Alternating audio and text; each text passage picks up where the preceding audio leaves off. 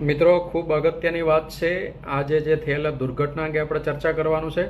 તો બધી ગ્રુપમાં બધા મિત્રોને પહેલાં એકવાર શેર કરજો અને બરાબર એકવાર શેર થઈ જાય એટલે આપણે આ વાતો અહીંયા આપણે ચાલુ કરી દઈશું.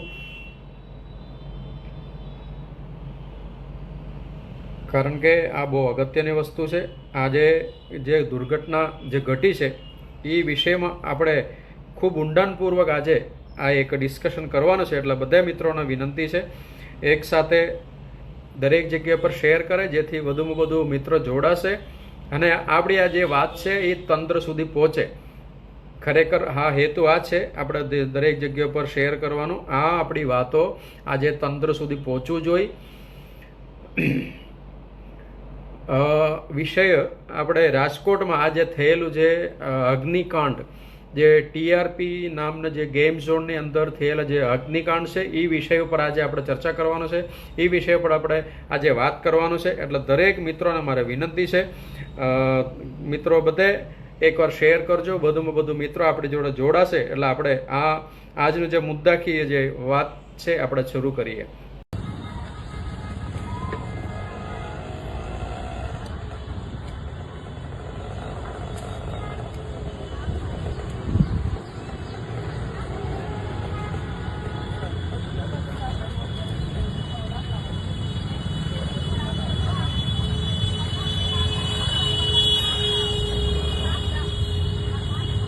बोल ना भाई.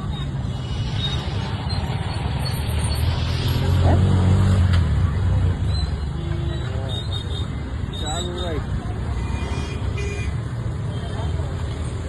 આવ્યો નથી હજી. આવી દુર્ઘટના ગુજરાતમાં વારંવાર ઘટતી રહે છે અને આપણો તંત્ર ઊંઘતી રહે છે.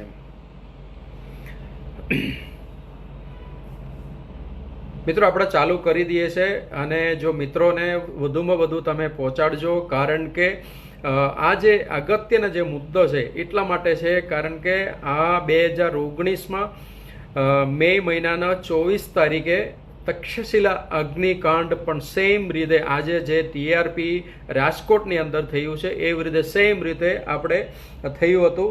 એની અંદર આપણે ગુજરાતના જે સૌથી મોટું જે અગ્નિકાંડ જે કહેવાતું હોય તો તક્ષશિલા અગ્નિકાંડ હતું. એ અગ્નિકાંડમાં 22 જેટલા છોકરાઓ જે 17-18 વર્ષના જે આર્કિટેક્ચર લેવલનું જે ભણતા હતા એ છોકરાઓને આપણે હોમી દીધા છે આજે તક્ષશિલા અગ્નિકાંડમાં. અને ત્યાર પછી પણ આપણી પાસે નાની મોટી ઘણી બધી આપણા ગુજરાતની અંદર ઘટનાઓ બની છે. સુરતમાં બની છે, અમદાવાદમાં બની છે, રાજકોટમાં બની છે. તો આ બધી ઘટનાઓ આપણે અગ્નિકાંડના મુદ્દાઓ પર જ અગ્નિકાંડ જ થયેલું છે, છતાં સરકારે આની અંદર કોઈ યોગ્ય પગલાં એમાં ભરવાની જે વાત હતી એમાં એક પણ યોગ્ય પગલું હજી ભર્યું નથી. એવું આજનું જે આ ઘટના જે રાજકોટ ટીઆરપી ગેમ ઝોનની અંદર જે થયેલું ઘટના છે એ અત્યારે સાબિત કરે છે. હવે મારું વાત એટલા માટે મૂકવી છે, જ્યારે અગ્નિકાંડ સુરતની અંદર થયું ત્યારે મારું પત્ર મુખ્યમંત્રી સુધી, આપણે ગુજરાતના મુખ્યમંત્રી સુધી અને આપણે પ્રાઇમ મિનિસ્ટર સુધી, નરેન્દ્ર મોદી સુધી આપણે પત્ર લખવામાં આવેલો હતો. એની અંદર આપણે સ્પષ્ટપણે આપણે માંગણી કરેલો હતો આ જે અગ્નિકાંડ છે એ ફક્ત ને ફક્ત બિલ્ડરના હિસાબે થયું નથી અને ફક્ત ને ફક્ત નાના નાના જે કર્મચારીઓ છે એના હિસાબે થયું નથી. આની અંદર ખરેખર જો સંડોવણી હોય તો મેયરની હોય છે, એની અંદર ખરેખર જે સંડોવણી હોય તો કમિશનર, મ્યુનિસિપલ કમિશનરનો હોય છે અને એને ડેપ્યુટી કમિશનર દઈ લે. નીચે જે લાઇનમાં જેટલા જે મોટા માથા છે ને એ બધા માથાની એની અંદર સંડોવણી છે. એટલે તમે એક્શન લેવું હોય તો આમની સામે તમારે એક્શન લેવાનું છે. બાકી કોઈ નાના કર્મચારી અથવા બિલ્ડરને પકડીને જેલમાં થોડાક દિવસ પૂરવાથી કોઈ સિસ્ટમ સુધારવાનું નથી. એવું આપણે ચોખ્ખું આપણે એમને પત્ર દ્વારા લખીને આપેલું હતું અને આપણા માનવ આયોગ સુધી આપણે આ વાતને લઈને પહોંચી ગયેલા હતા. અને આ વાતને લઈને પીએલ પણ ગુજરાત હાઈકોર્ટમાં આપણે દાખલ કરી છે અને એ જે ભોગ બનનારના જે વાલીઓ છે એનો જે ફેમિલી છે એ ફેમિલીઓને યોગ્ય વળતર પણ આપવું આપણે ત્યારે માંગણી કરવામાં આવેલ હતું. પણ એ બધું દુર્ભાગ્યની વાત એ છે અને 4 લાખ રૂપિયામાં આ ગુજરાત સરકાર દરેકને દરેકને જાન ને દરેકને લોકોનું જે આખું જે જીવન છે એને તોડી નાખે છે. 4 લાખ રૂપિયામાં તોડી નાખે છે. એ ગમે તે હોય પણ 4 લાખ રૂપિયા આપી દેવાના એટલે આપણે છૂટા. એ ટાઈપનું અત્યારે આ ગુજરાત સરકાર અત્યારે એની અંદર વલણ કરી રહ્યા છે. અને ત્યાર પછી આપણે મોરબી દુર્ઘટના જે બ્રિજ ટ્રાજેડી જે થયું એની અંદર પણ 143 જેટલા નાગરિકો પોતાનો જીવ ગુમાવ્યો હતા. 143 એટલે ક્યાં આંકડો જાય છે તમે વિચારો. આખી રાત અને બીજા દિવસ સુધી સવાર સુધી એની અંદર ઊંડાણપૂર્વક તપાસ કરવા માટેનું મૃત્યુ પામેલા લોકોને બહાર કાઢવા માટે પણ આખી રાત આપણે વિતાવવું પડ્યું હતું. તો ત્યારે પણ સરકારને ભાન નથી આવી, સરકારને ત્યારે પણ નથી આવી. એની અંદર પણ હું સંજય ઇજાવા એની અંદર પણ લખેલું હતું. એની અંદર પણ કલેક્ટર અથવા જે નગરપાલિકા છે એનો ચીફ ઓફિસર સહિતના લોકોની સામે કડકમાં કડક કાર્યવાહી થવી જોઈએ. કારણ કે આ જે કોન્ટ્રાક્ટ લેનાર જે વ્યક્તિ હોય અથવા જે ચલાવનાર જે વ્યક્તિ હોય એ વ્યક્તિ ફક્ત એક જ વ્યક્તિ છે, પણ એવી રીતે હજારો લોકોને ચલાવનાર કોણ છે એમની સામે કાર્યવાહી થવી જોઈએ. કારણ કે કોઈ પણ ગેરકાયદેસર બાંધકામ હોય, કોઈ પણ બિલ્ડિંગ બનાવતો હોય, કોઈ પણ એક્ટિવિટી થતી હોય, આ પ્રમાણે ડોમની અંદર કોઈ પણ કાર્યક્રમ થતી હોય ત્યારે પહેલે પહોંચનાર વ્યક્તિ કોર્પોરેટર હોય છે. કોર્પોરેટર અથવા એના ચીલા કોઈ હોય છે, ત્યાં જઈને પૈસા પડાવવાનો ધંધો ત્યાંથી ચાલુ થાય. અને આ જે કોર્પોરેટર પહોંચશે એટલે સીધા અધિકારી પહોંચી જાય છે. અધિકારી પહોંચે એટલે એની પાસે અધિકારી પૈસા લે છે. અધિકારી પૈસા લઈને પછી એની ઉપરના અધિકારીને આપે છે. ત્યાંથી પછી પાર્ટી ફંડમાં પૈસા આપે છે. જેવું તમે કૌભાંડ મોટું કરતા હોય, જેવું તમે બહુ વધારેમાં તમારું જે બિઝનેસ છે એને જો ફેલાવવાનો તમે પ્રયત્ન કરો, એવી રીતે આખું તંત્ર એની અંદર ડૂબી જાય છે તમારા પૈસાની અંદર. અને આ હજારો લાખો લોકો એની અંદર આવી રીતે વારંવાર આવતા જતા હોય છે. એની આ જે ગેમ ઝોન જેવા હોય તો નાના ભૂલકાઓ, છોકરાઓ અને જે વાલીઓ અને જે કર્મચારીઓ, સેક્યુરિટીઓ તમામ લોકો એની અંદર કામ કરતા હોય છે. આ પ્રમાણે તમે જોવા જાઓ તો આની અંદર ભૂલ ફક્ત ને ફક્ત જે બિલ્ડર હોય અથવા જે ડેવલપર હોય, જેને બનાવ્યું છે એનું નથી. આની અંદર પણ આ જે રાજકોટ ટીઆરપી ઝોનની ગેમ ઝોનની અંદર પણ જો કોઈ વ્યક્તિનું આની અંદર મોટો પાયે ભૂમિકા હોય તો તાનું મ્યુનિસિપલ કમિશનરનું હોય છે અને કલેક્ટરનું હોય છે. આ બંને જણાને તમારે વોરંટ ઇસ્યુ કરીને એ બંને જણાને તમારે અંદર કરવાનો તાકાત હોય તો જ આ ત્રીજી વાર કે ચોથી વાર કે પાંચમી વાર ગુજરાતમાં આવી કોઈ દુર્ઘટના નહીં બને. એના માટેનું લોકો શાંતિથી બેસશે. કારણ કે હવે પછી આ પ્રમાણે કોઈ દુર્ઘટના બનશે નહીં. કારણ કે આ જે અધિકારીઓ પોતાના ખિસ્સા ભરવા માટે જ કાયદાને કેવી રીતે નીચોડીને મચોડીને કેવી રીતે જેમ ફાવે એમ એવી રીતે કામ કરીને અત્યારે પૈસા ઉઘરાવતા હોય છે. બધે પોતપોતાના ખિસ્સા ભરવા માટે તૈયાર હોય છે. ખિસ્સા ભરાઈ જાય એટલે અન્ય લોકોને ત્યાં મોકલે. આ ટાઈપનું આખું અત્યારે કામ આ રાજકોટમાં પણ થઈ રહ્યા હોય અને કોઈ શંકાનું સ્થાન નથી. આ પ્રમાણે થયું છે.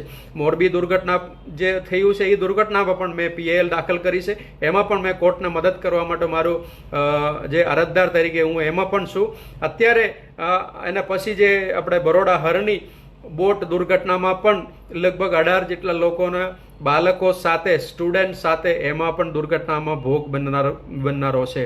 ત્યારે પણ સરકારનો આંખ નથી ખોલી. આવી રીતે 3-3, 4-4 ઘટના એક સાથે લાઈનમાં છેલ્લા 4-5 વર્ષની અંદર દર વર્ષે એક ઘટનાનું એવરેજ આવે છે ગુજરાતની અંદર. આવી રીતે 20, 25, 40, 50 જો 150 જેટલા લોકોને મૃત્યુ થાય છે.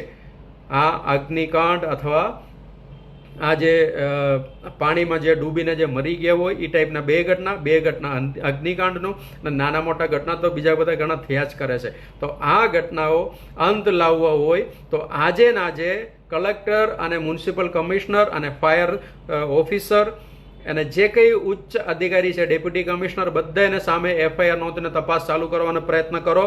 અને ગુજરાતના મુખ્યમંત્રી અને ગૃહમંત્રીને મારું આ જ અપીલ છે, તાત્કાલિક કલેક્ટર હોય અથવા મ્યુનિસિપલ કમિશનર હોય અથવા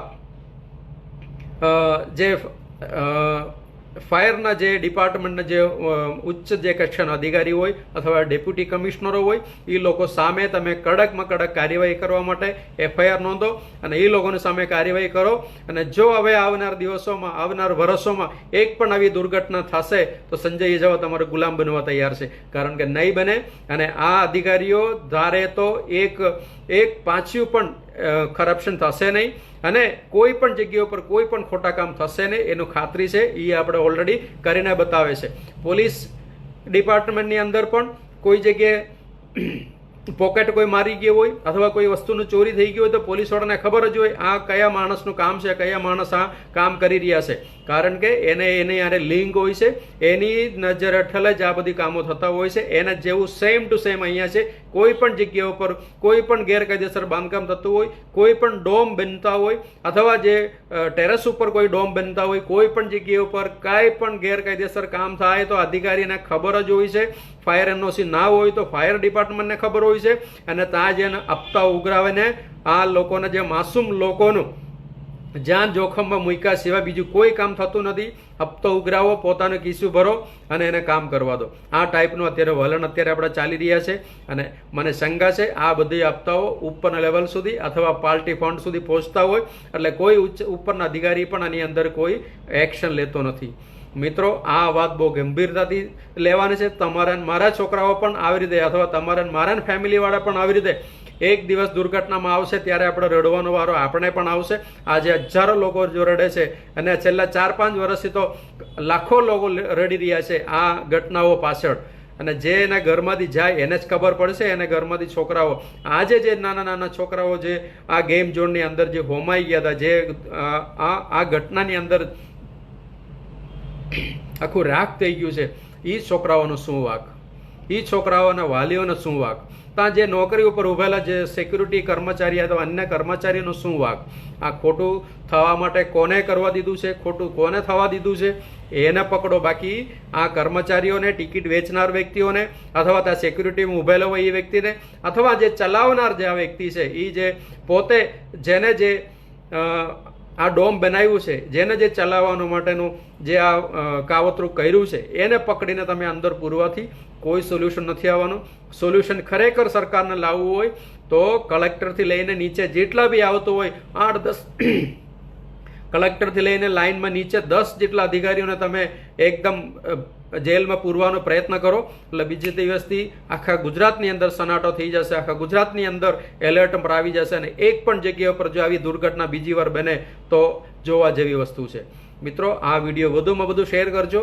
કારણ કે આ ઘટના તમારી સામે થયું છે પણ તમારી ઘરમાં થયું છે એવું તમારે સમજવાનું છે. કારણ કે આ ઘટના આપણે આખા સમાજને ઉજાગર કરવા માટેનું થયેલું એ ઘટના છે. વારંવાર થયેલું ઘટના છે. ઘણા બધા હોસ્પિટલોમાં પણ આવી રીતે આઈસીયુમાં હોય, અન્ય કોઈ પણ જગ્યા ઉપર અથવા અન્ય ફેક્ટરીઓમાં પણ જે ઉદ્યોગના જગત છે ત્યાં પણ ને બધી જગ્યાઓ પર આવી રીતે આ બનવાનું ઘટના તો વારંવાર થતી હોય છે. પણ આ જે ઘટનાથી આપણે સબક નથી લેતા, આપણે સબક નથી શીખતા અને આપણે થોડાક ટાઈમ માટે હવે હમણાં જે આ ડોમનો અત્યારે આગ લાગી છે એટલે થોડાક દિવસ માટે બધા ડોમોને હમણાં બેન કરી દેશે અને થોડાક ટાઈમ માટે તો બધા ડોમ ઉતરી પણ જશે, બધાને સીલ મારશે, બધાને કાર્યક્રમ બહુ બધું કરશે. 6 મહિના સુધી આ બધું ચાલશે.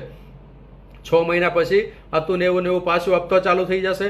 દરેક અધિકારીઓ હપ્તો ઉઘરાવતો થઈ જશે અને 6 મહિના વર્ષ પછી ફરી આ ઘટના ગેમતા એક ગુજરાતના કોઈ પણ એક ખૂણા પર આ ઘટના ફરી બનશે. આ તમે લખી લેજો. જો નોંધ કરવા દેવાનું હોય અથવા આવી ઘટના નહીં થાય એના માટે તમારે કામ કરવું હોય તો કલેક્ટરથી લઈને નીચે જેટલા બી અધિકારી છે બધાને જેલમાં નાખવાનું ચાલુ કરો. અને જે કઈ ઘટના બને તો પ્રથમ અધિકારી અથવા જે પ્રથમ જે જવાબદાર વ્યક્તિ મ્યુનિસિપલ કમિશનર અથવા જે તે પંચાયત હોય અથવા જે તે મ્યુનિસિપાલિટી હોય તો આનું જે ચીફ ઓફિસર હોય અથવા મેયર અથવા જિલ્લા પંચાયત અધિકારી પ્રમુખ જે હોય એ બધાને જવાબદારી ફિક્સ કરો અને કલેક્ટર સહિતના લોકોનું જવાબદારી ફિક્સ કરો. એટલે આવતીકાલથી આ એક પણ ઘટના બને નહીં એની મારી ગેરંટી છે. આ તમે ના કરી શકતા હોય તો પછી જનતાને એની હાલ ઉપર છોડી દો. જનતાને ખબર છે જનતા કઈ રીતે આ કામ કરવાનું છે. નહીં જનતા રેડ કઈ રીતે કરી શકાય અને જનતા રેડ કરીને કઈ રીતે આ બધાને સીધા કરાય. અધિકારી સાથે આ જેટલા બી જે ભ્રષ્ટાચારીઓ છે બધાને સીધા કરવાનો જવાબદાર આવડત પણ જનતાને છે. પણ આ તો તમે કાયદો હાથમાં લેવું નથી, કાયદો વ્યવસ્થા જળવાઈ રહીએ એટલા માટે જનતા એની અંદર આગળ આવતું નથી. એનો તમે લાભ નહીં ઉઠાવો. અમારા જેવા જે જાગૃત નાગરિકો છે, હા હજારોની સંખ્યામાં આજે ગુજરાતમાં જાગૃત નાગરિકો છે. એ જાગૃત નાગરિકો એકવાર રસ્તા ઉપર આવશે ને તો એક પણ અધિકારી સામે ઊભા નહીં રહેશે. એનું પણ હું ખાતરી આપું છું. એટલે આ બધી મગજમારીમાં પડ્યા વગર પોતાનું કર્તવ્ય નિભાવવું હોય તો મુખ્યમંત્રી અને હર્ષ સંઘવી આ બધાને મારું અપીલ છે તમે પરફેક્ટ જો કામ કરવું હોય તો ઉપરના અધિકારીને પકડો, બાકી કોઈ પણ અધિકારીને જેલની અંદર પૂરવાથી આનો નિકાલ થતો નથી. કારણ કે આપણે જોઈ લીધું છે તક્ષશિલા કાંડની અંદર આપણે કીધું મેયરને તમે અરેસ્ટ કરો, કમિશનરને અરેસ્ટ કરો, કારણ કે એ લોકોને રહેમ નજર હેઠળ આ કામગીરી થયું છે. એટલા માટે તમે આ લોકોને અરેસ્ટ કરો અને આ લોકોને તમે સબક શીખવાડો અને જેલની સળિયા પાછળ નાખી દો, એટલે બીજી વાર આવી ઘટના નહીં થાય. પણ નહીં માન્યા. એક પણ અધિકારી, એક પણ કોર્ટ અથવા એક પણ પોલિટિશિયન અથવા એક પણ રાજકીય નેતા શીખે મુખ્યમંત્રીથી લઈને પ્રધાનમંત્રી સુધીને કોઈ પણ અધિકારીઓ, કોઈ પણ ચૂંટાયેલા પ્રતિનિધિઓ આ વાતને ધ્યાન આપી નથી. એટલા માટે આ વારંવાર થઈ રહ્યું છે મિત્રો. તમારે મારે ને આંખમાંથી આંસુરો પડવાને સિવાય બીજું અત્યારે કશું કરી શકતા નથી આપણે. તો આ બચાવ કામગીરી શરૂ છે અથવા બચાવ કામગીરી થઈ ગઈ હોય, બાકી લોકોને હોસ્પિટલ ખસેડવો હશે. પણ હવે તમે ગુનેગાર તરીકે બધાને વીણીને પકડીને જે નાના નાના કર્મચારીઓ અને નાના નાના લોકો ત્યાં નોકરી કરતા હોય, ટિકિટ લીધા હોય, આપ્યા હોય, અથવા ફાયર એનઓસી ચકાસણી કરવાનો જે અધિકારીનો જે 5-25 હજાર રૂપિયા પગાર લેતા હોય, એ જે અધિકારીનો જે જવાબદારી છે એવું સમજીને તમે એને પકડો. એનું કોઈ કામ નથી. આ અધિકારીને પકડવા સાથે તમે મેયર અને મ્યુનિસિપલ કમિશનરને અને ડેપ્યુટી કમિશનરને અને ફાયરના જે ચીફ ફાયર ઓફિસર, આ બધા અધિકારીને તમે જેલમાં પૂરવાનો પ્રયત્ન ચાલુ કરો. કાલે જ મારું પત્ર આ બધા અધિકારીઓને, મુખ્યમંત્રીથી લઈને પ્રધાનમંત્રી સુધી તમામ અધિકારીઓને કાલે જ મારું આવેદનપત્ર આવી જશે અને તમામ લોકો આને ધ્યાનમાં લઈને કામ કરતો થઈ જાઓ. એટલે ગુજરાત આ જે કાંડોમાંથી બચવાનો રસ્તો ખુલશે. જય હિન્દ મિત્રો. આ વિડીયો વધુમાં વધુ શેર કરજો.